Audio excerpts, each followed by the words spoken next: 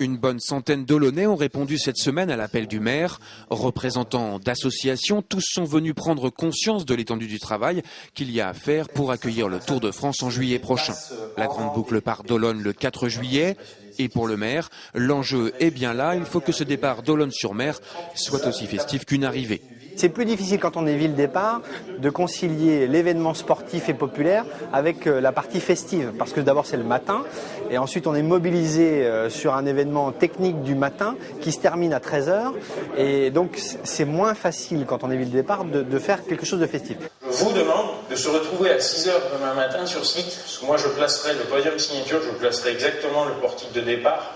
Et entre 6h15 et 6h45, nous finirons le barrérage. Pourquoi aussitôt? C'est que dès 7h, vous aurez déjà les premiers spectateurs devant le podium signature.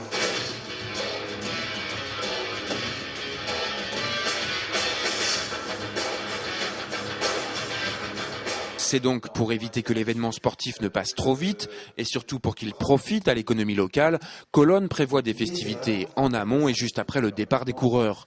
Et c'est justement à cette occasion que les bénévoles sont appelés à intervenir, des bénévoles déjà très motivés.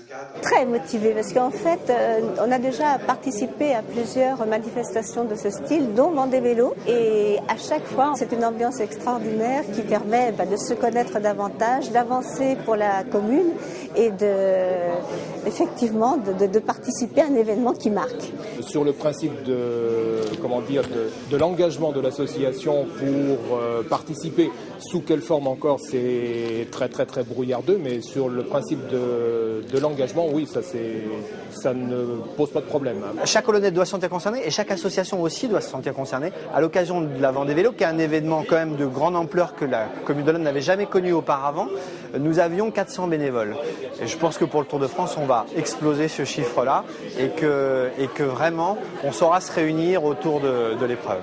Pour mesurer l'ampleur de l'engagement, une sorte de répétition générale est prévue le 15 mai prochain. Tous les volontaires sont attendus pour participer à une fresque humaine du côté de Sauveterre.